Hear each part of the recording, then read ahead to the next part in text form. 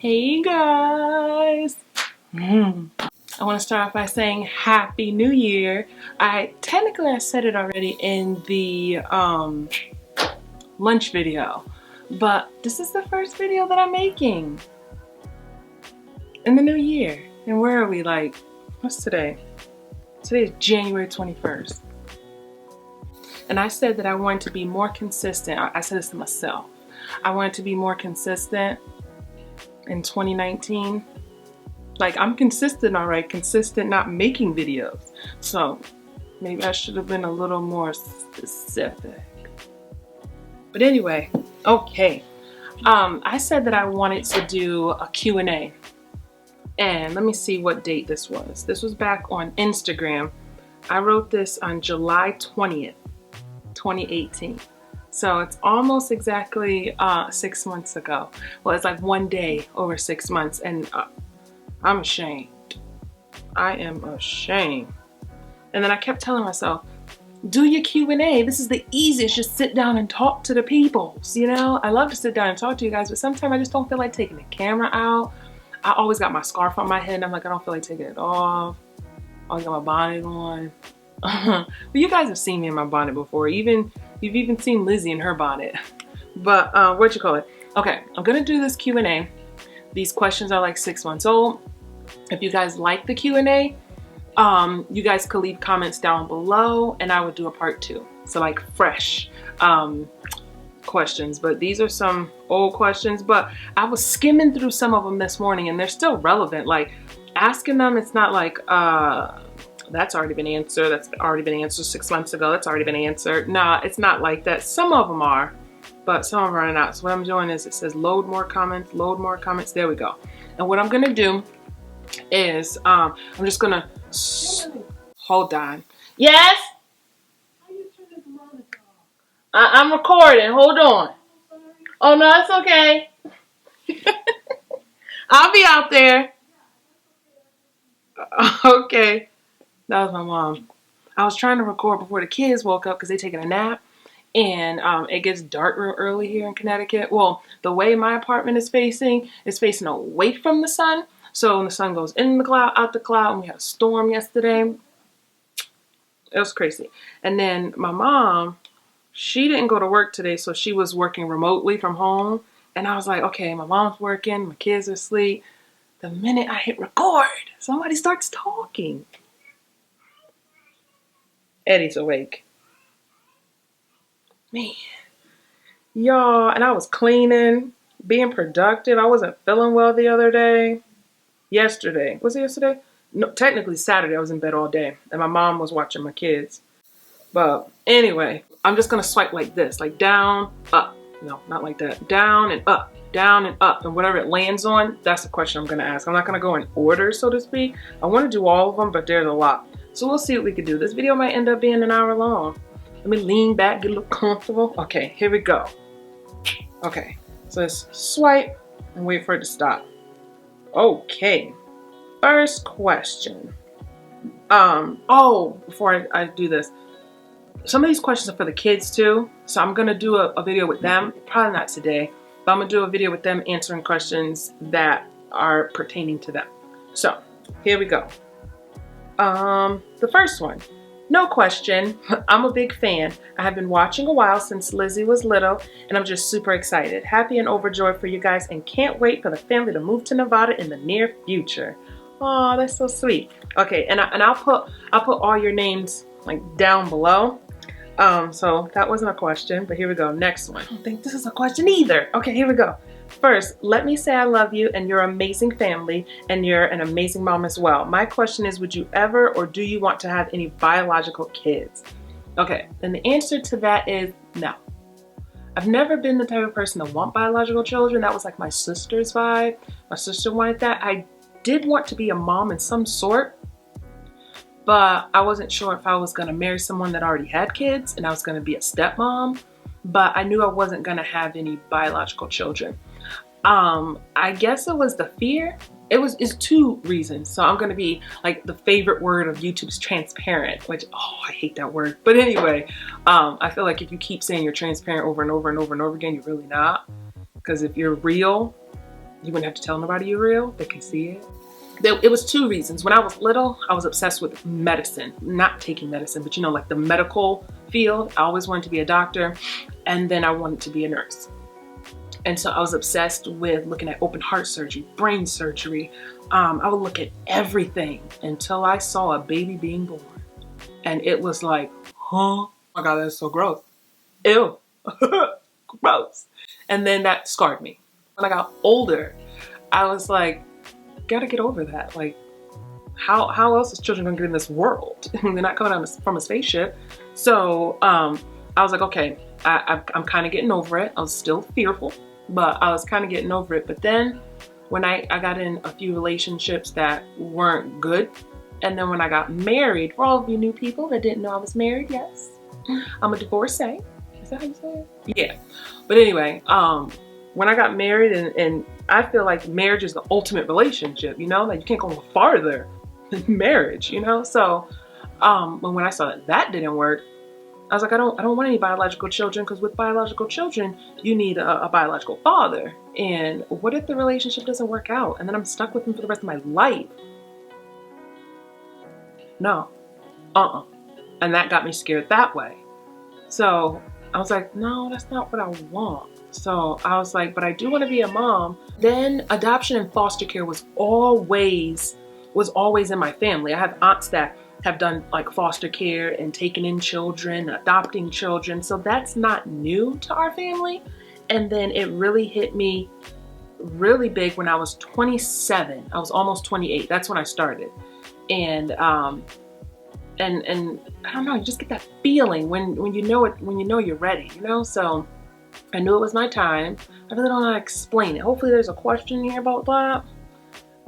But I really don't know how to explain it. You just get that feeling. You just know.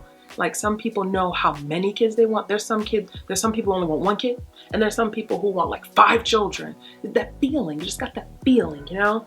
But to answer your question, biological children, no.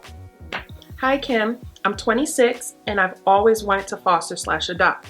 As a child, I watched adoption stories on Discovery Health now TLC, every single day after school. Oh, I'm planning on going to grad school within the next year, but I want to also start taking classes to become a foster parent. My question to you is, do you think fostering while in school is too much? Should I just wait till after? Thanks. I say yes. I say becoming a foster parent is too much while you're going through grad school, because it's going to take a toll on you. I feel that being a mom or a dad while in grad school, that's different. Let's say I'm gonna do 2 different stories. That's like if you gave birth to a child while you're in grad school and you're a mom now and you still have to study, you know, all that stuff. That's different than being a foster mom while in grad school. And the reason why it's gonna take a lot of toll on you, it's gonna take a toll on you and a lot of stress. It's like, I guess I make it look easy. I guess I make it look fun. And I don't know, like, I want to show I want to be positive about it, but I also don't want you guys to be naive about it.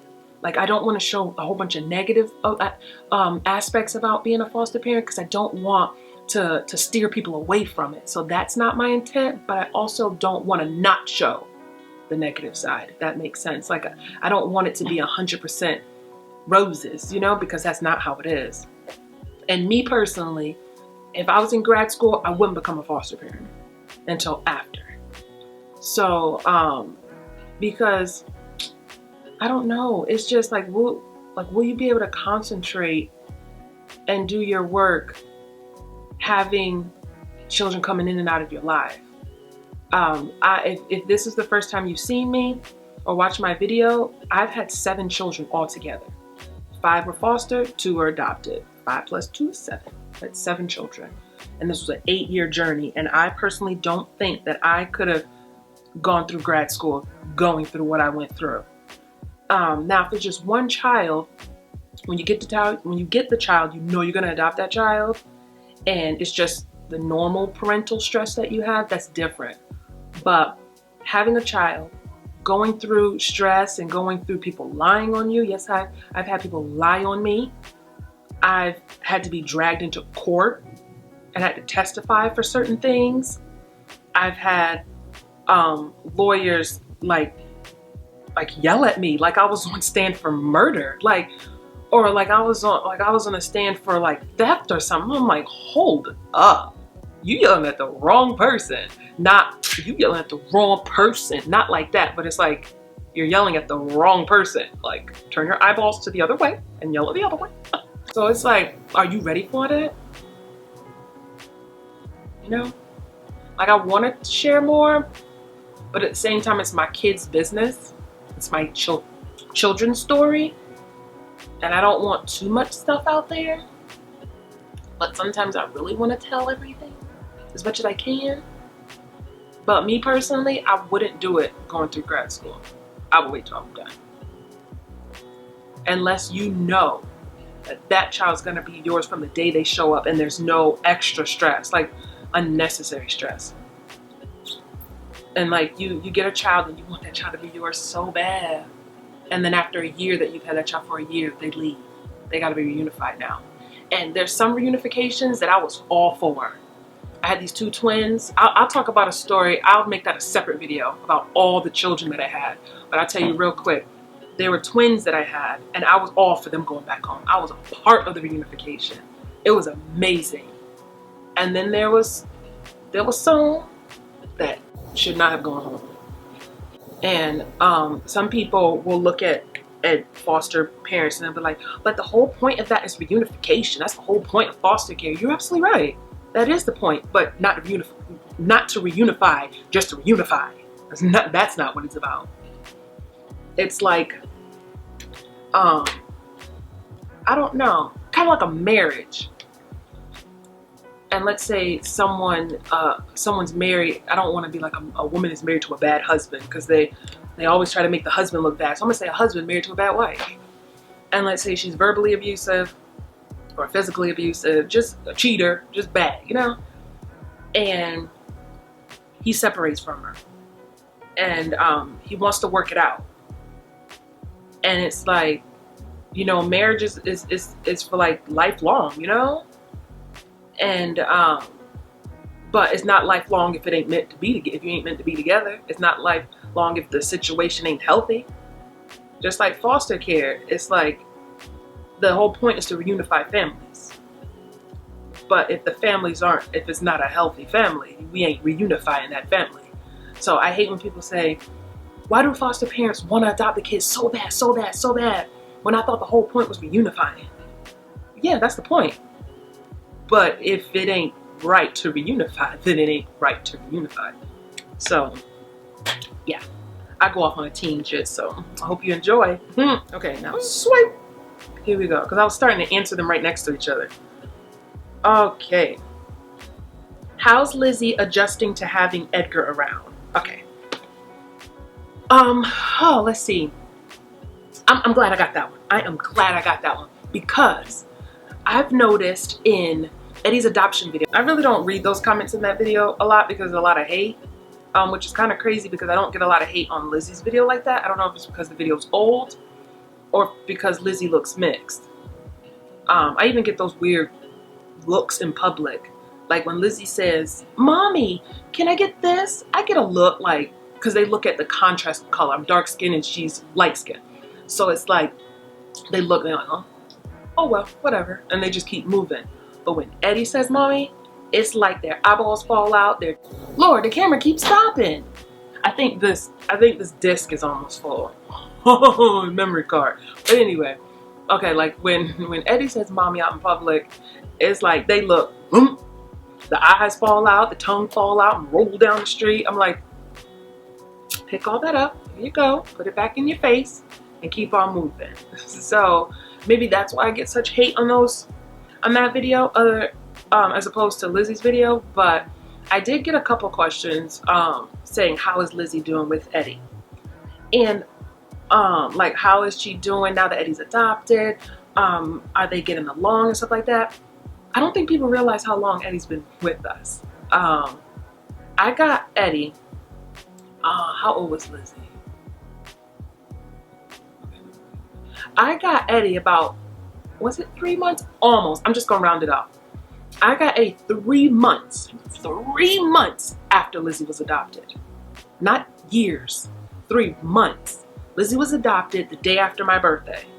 She was adopted on October 30th, 2015. Yeah, 2015. That following January, 3 months later, January of 2016, Eddie showed up. Eddie showed up at 6 months old.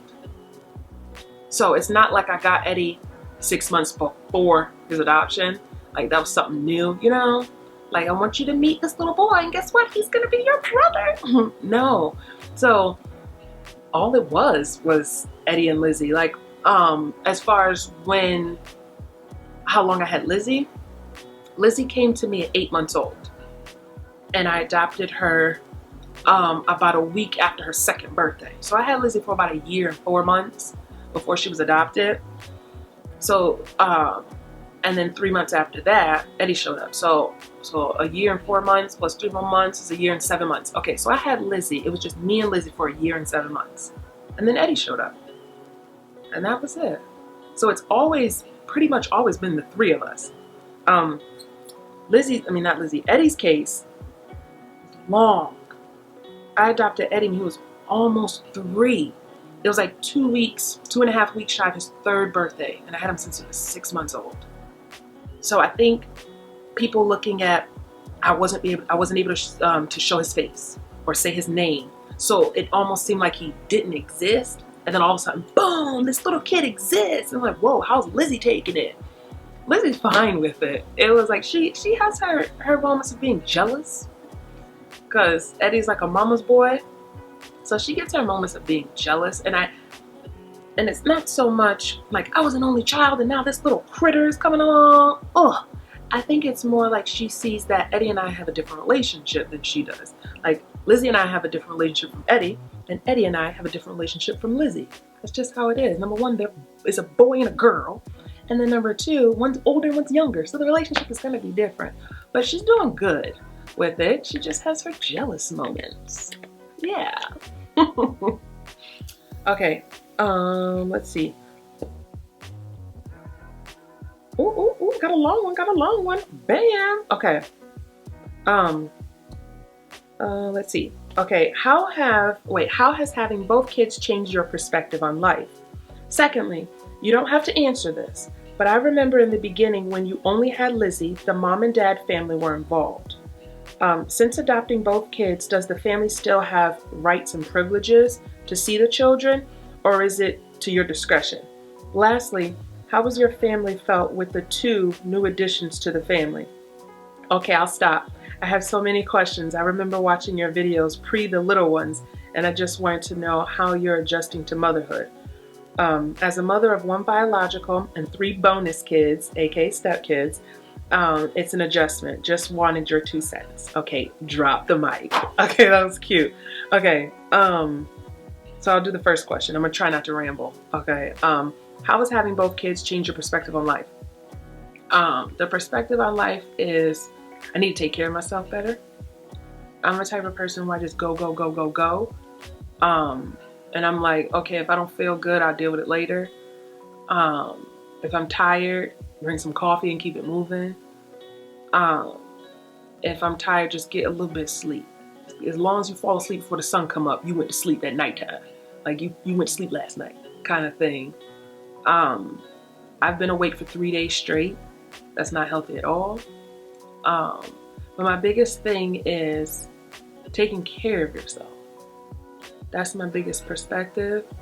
Also with us being a transracial family, which is kind of funny, they call that transracial, but that doesn't make sense because when people are transgender, they're physically changing over to another gender.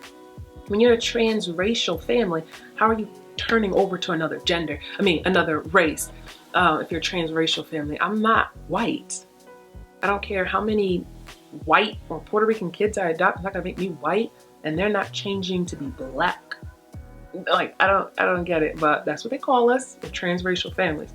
So I feel I stand up more for mixed families. I've never been the type to look at mixed families or transracial families in a weird way, but it was almost like, dang, that sucks that y'all go through that. well, going on about my day, it's kind of like that. Like I would stick up for people like that, but at the end of the day, it wasn't my life, you know? But it is my life now. And we get looks from black people and from white people. The only looks I don't get is from Spanish, whether it's Puerto Rican, Dominican, Colombian, it doesn't matter. I don't get those Spaniards. I don't get no looks from people like that. I guess we all come in different colors. My sister has been asked so many times if she's Dominican. I've been asked if I'm part Spanish because of my children when they're with me, but when I'm by myself, people just ask, am I Haitian? But other than that, I just get asked if I'm Spanish when my kids are with me. But I guess it's because Spanish people come in all different shades. But I get the looks from whites and blacks, and it's so sad. It's like, stop. If you don't like what you're looking at, stop looking at it. But that's the perspective they changed in my life. Is I need to take care of myself because now I have 2 lives that are dependent on me, and to look at life not worried about color.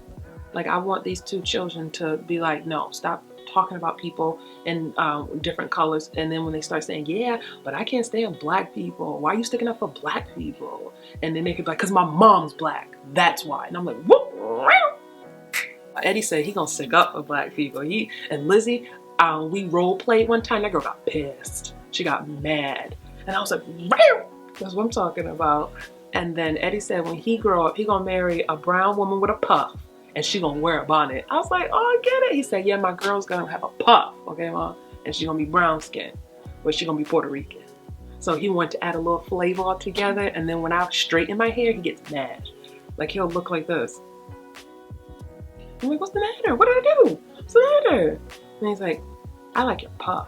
I'm like, oh, he likes my puff. So, you know, always gotta have a puff for my baby boy. Always gotta have a puff.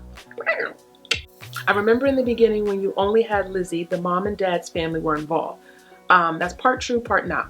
Dad's family was not involved. Mom, and not mom's family, mom was involved. But it's not rights and privileges. It's more like what I allow you to do. And it was like a contract, and I can shut it down at any time when I feel that it's not appropriate. So I guess you can call it rights and privileges, but it's always to my discretion. I can stop it at any time because I look at it this way. When you lose a child in foster care, and every story is different, so I don't want people in the story saying, but some kids are taken away and they shouldn't even have been taken away. You're right. There are some kids that have been taken away, and some people that lost their children, and they should have been given another chance. But I can only talk about my story. And in my story, everything went the way it should have went, because there's no way.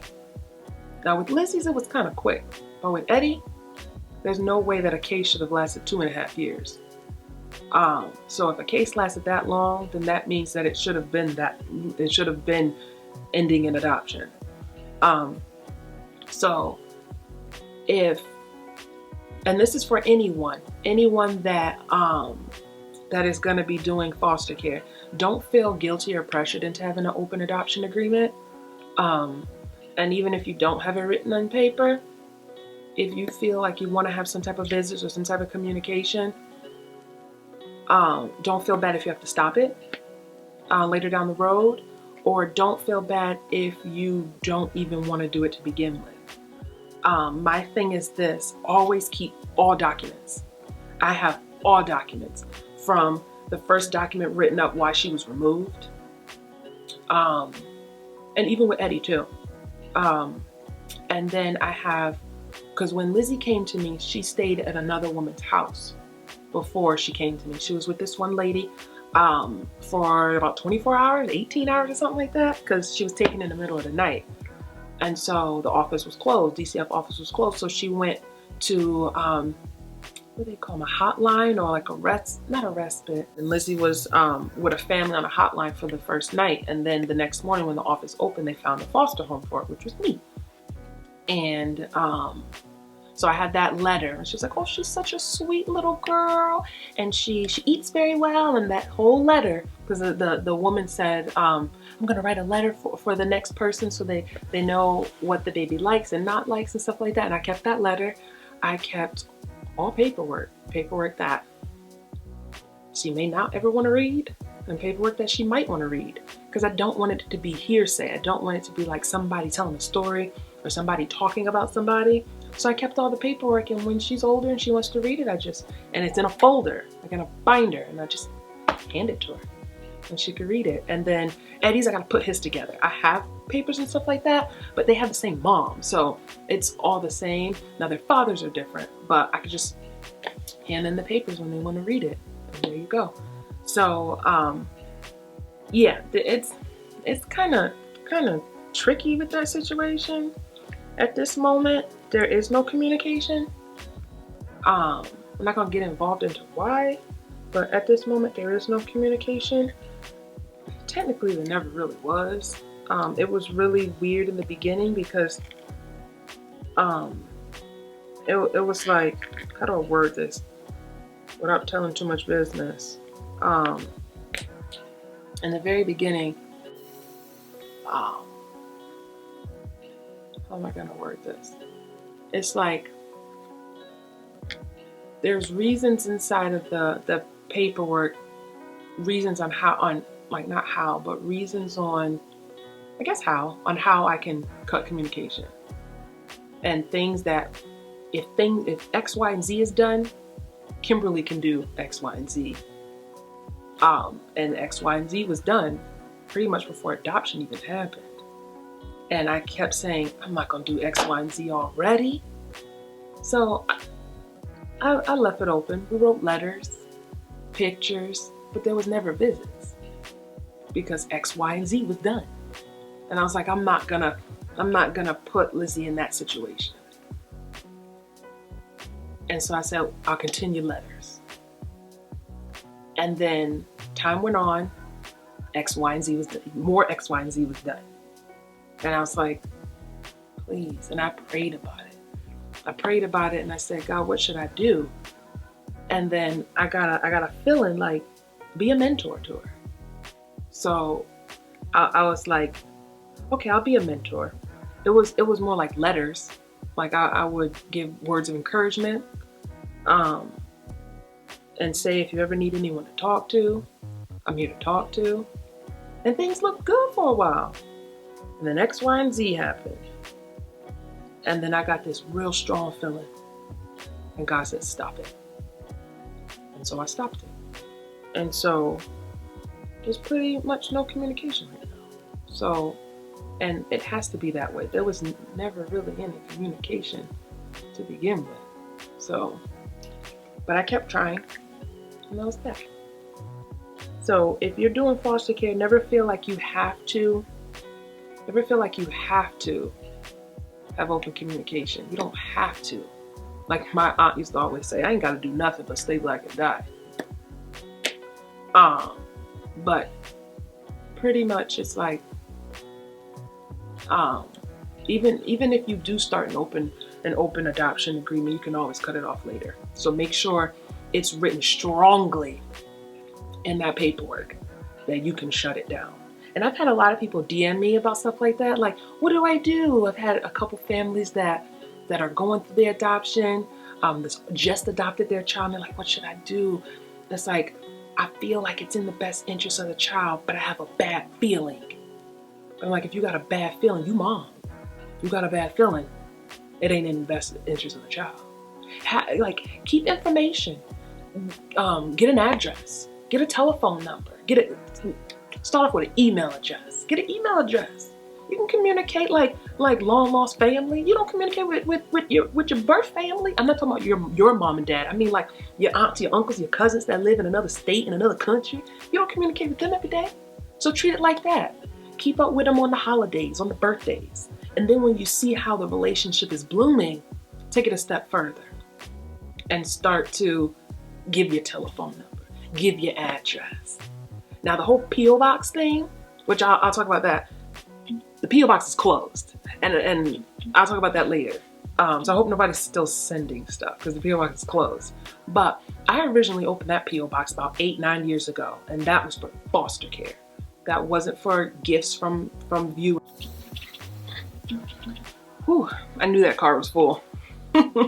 Wait, but this one looks orangey. I'm sorry, y'all. Oh, it looks like it's fixing itself a little bit, but that card was full, so I had to put another card in. But what was I saying? Oh, the P.O. box. Yeah, the P.O. box was originally made for DCF. That's what I did because I always wanted, when I wanted to do foster care, it was not just for the children, but it was also for the birth families. And it was like, what if they need a mentor? What if they just need somebody to talk to? I'm here to help them. You know, I always wanted to be there to like just help people. Like the little boy I had before Lizzie, Gabe. I gave his mom my telephone number and address, and I said, please open up to me if you need anybody to talk to. And I had some people in my family say, are you sure you want to do that? Because I don't want you to get used. And I was like, what do you mean? They said, well, maybe she'll become your friend because she'll want you to babysit him all the time. And she'll always drop you off. I mean, me off. She'll always drop Gabe off. And I'll be watching him. She probably won't come back and get him for days. I was like, I never thought about that. And then I was like, well, I don't think so. And if that does happen, I would rather him be with me than with a stranger. But she never reached out because I guess she noticed how Gabe always kept calling me mommy, and it probably hurt her feelings. So, not probably, I know it hurt her feelings. So she just tried to erase me out of his mind. So I never heard from her again. But I always wanted to be like a mentor, you know, because obviously they're broken and they need help. But if they don't want help, you can't force yourself on them. And then especially if they don't want help, then you've already adopted the child. Don't force your help. Lastly, how has your family felt with the 2 new additions to the family? Okay, everybody loves them. This is like, what you call it? This is not new to our family, like having like foster children and adopted children and just children that aren't blood related to you, but you're raising them like they are. That's not new to our family. We do that all the time. It's new in my generation. All the other ones was my mom's siblings. And then as far as like, you know, all the siblings, because like 9 of them, 8 of them, 10 of them, it's either 8 to 10 of them. And when they had kids, so all the cousins, I'm the first one of the cousins in my generation to do it. But like the aunts, they've all done that. Well, not all of them, but it was 3 of them. My Aunt Gloria, my Aunt Maxine, and my Aunt Bernice. They've either adopted, fostered, or just took in children and raised them like their own. Because back in the day, you could take a child and you could just drop your child off and you just raise them like a neighborhood kid. You don't do that nowadays. But back in the day, yeah, you can walk on in somebody's house. You can send your kid to the bank. I remember my cousin and I, we used to be like 7, and we would go to the bank with a note. And the note said, withdraw X amount of dollars. And they was like, oh, you Gloria's little one. Okay. And they would withdraw the money, put it in the envelope. And they said, now you go straight home now and tell Miss Gloria I said hi. You think you could do that now, send a 7-year-old to the bank? Like, we would do stuff like that back in the day. Like, dang, the 80s. It was something else. Our family is used to that. So when they looked at me doing it, they was like, oh, you following your auntie's footsteps. That's all it was. Not like, what the heck is Kim doing? Is she sure she want to do this? And then when some 2 white kids showed up, why she bring them white kids in this house? No, they didn't do that. Like, my family is so mixing pot anyway. So there's a lot of kids that look like them in our family. Not a lot, but there are kids in our family that look like them. So that ain't nothing special. What else do we have? Let me slide. Okay. Hey Kim, are you planning on staying in the area where you are now, or do you plan on moving? And what are the Lizzie and Eddie nicknames? And someone said, and what do you do for a living besides being a full-time mom? Okay, here we go. It says, the first one is, am I still planning on moving? That is my plan. It used to be a hardcore desire. Now it's almost like it's like a plan, but kind of like a hesitating plan. For anybody that want to know, I wanted to move to Nevada. But now that my two little ones have a cousin, and so that's my nephew, and my nephew is an only child, I would hate to take his cousins away from him because those are like his brothers and sisters. Unless my sister have another kid, but I don't think they're having any more kids. But that's the closest to a brother and a sister he's gonna get. And I feel like if I move, they're not gonna see him for a while. He's not gonna see them for a while. It's not like they don't see him every day, but they may see him at least a couple times a month. And if his school is closed, I say bring him over here and I watch him during the day. So, but they're not gonna get that. They're not gonna have that if we leave. So I've been thinking about that for a while. And then also, I just don't know. I don't know. I really want to move for a while. I really want to move. But I don't know. It's just something in me that's making me think differently, like weird. So maybe that's a sign. And I'm trying to get rid of the sign. I still want to go, but I need to listen to the sign. So I don't know. It's up in the air. We'll see. Or maybe I'll be rich and I can move everybody out there. I can move Christopher and his parents, which is my sister and my brother-in-law. And then I can move my family right here. So we can all, boom, go down to Nevada. Or we can go to another state that has no snow. We can rock that. That's I'm feeling it. That's what I want. I want to get rich so I can move everybody. And then they can all grow up together. It's magical. What is Lizzie and Eddie's middle names? Their middle names is Ann and Andrew. And I named them on that. Oh, and there was another question I saw, which I can't find. I can't find it in, I can't find it now, but there was a question saying, did I name my kids? Or did their birth parents name them? And the birth parents named them. So their first name, they were born Elizabeth and Edgar. That's how it was. And the reason why I let them keep that name, because you can change it. You don't understand. When you adopt a child, I know in the state of Connecticut, and I know when they're little. I don't know like when you adopt an older kid, but when you adopt a baby, or anybody under, at least anybody under 5, in the state of Connecticut, which it has to be a United States law, but you get a brand new, I was about to say driver's license. You get a brand new birth certificate. Like the birth certificate shows that I gave birth to them. It's really weird. It's not like what you see like on a Lifetime movie and like the birth certificate was hidden up inside of a box in the closet and a child didn't know they were adopted. And they go peeking in their parents' closet and they look in a box and they hold it up and they be like, what's this? I'm adopted?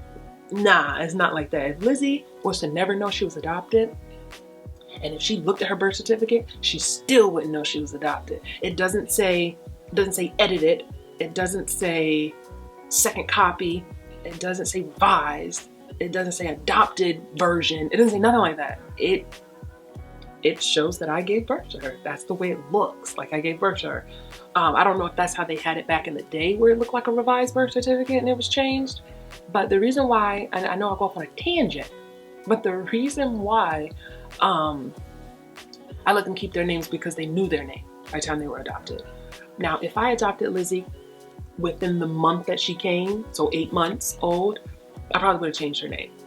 And if I adopted Eddie within the first month or so after he came, which was 6 months old. Did I say when she was born? No, when they came to me. Lizzie came at 8 months old, Eddie came at 6 months old. I most likely would have changed their name because they wouldn't have known their name. But Lizzie was 2 and Eddie was almost 3. You know your name then, and I'm not gonna change it. But I never walked around calling Lizzie by her first and middle name and Eddie by his first and middle name, so they never knew their middle name. Eddie doesn't know his biological middle name, and Lizzie doesn't know her biological middle name, and Lizzie does not know her birth last name. Eddie kind of knows it because he was with me so long, so he knows a last name, but I don't think he puts 2 and 2 together. Like that was my previous last name. I don't know. I don't know how they're processing that, but I gave Lizzie Ann because that's my middle name. So I passed it down. And if I was gonna have biological children, I was gonna do that. I actually was gonna give all of my girls the middle name Ann. You know, like George Foreman, he named all his boys George, but all my girls were gonna have a middle name, Ann. All of them were gonna be Ann. I got that from my aunt because my aunt's middle name was Ann. She passed away years ago, and I got it from her. So it's kind of like a passing down type of thing. And then Andrew is like Ann, but it's Andrew. It's like a boy version of it. I know that's weird, but that's where I got that from Eddie. So it's like I'm passing down me, you know, although I'm passing down my last name to them too. But, you know, but the thing is, Eddie will always be a Holden, but Lizzie won't always be a Holden. But she gets married, you know? But so she's not gonna have Holden forever if she decides to get married, but she'll always have Ann. So it's something like a piece of money. That's why I did it. I know it's silly, but and then where is the question? I lost it. Dang, I can't find it. I don't know if you said something else. Okay, so now let me swipe. Okay. Will you make a YouTube channel for Eddie? And will there be new videos for Lizzie's channel coming soon? Now, there were new videos after you wrote that question, because you wrote this in July, and Lizzie did back to school videos, and then she did a video. I think she did a video about her first day of school or her first week of school. I think that was on her channel, so she did do videos on that. But I'm trying to get Lizzie to concentrate to do her videos. She says she wants to do videos, but when I put the camera up in front of her, she's poking at the camera. I said, girl, this camera's expensive. I can't have you poking on it, putting her hands all up to it like that, because, you know, she be watching YouTube, and you know how we put our hands up on the lens to, like, you know, like to clip and turn off the video. But she be poking at it. I don't know why she does that poking. And then she always moving, and then she's going out of focus like this. I said, this, you need to stay still. So I don't think she's ready, but she thinks she's ready. But I said she ain't ready. I'm thinking about putting their channels together, and Lizzie was on board with that. Lizzie was the one who said something. I'm thinking about putting, I'm thinking about putting their channel together.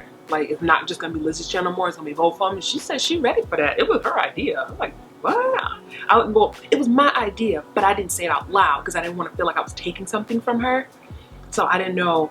I was like, I don't know how to say this. Maybe I will give Eddie his own channel, but I don't know. And then one day Lizzie came up to me like, Mom, Eddie and I have been talking, and we're thinking about having my channel become both of ours. I was like, what? Now I don't gotta think about it no more. You made me do it.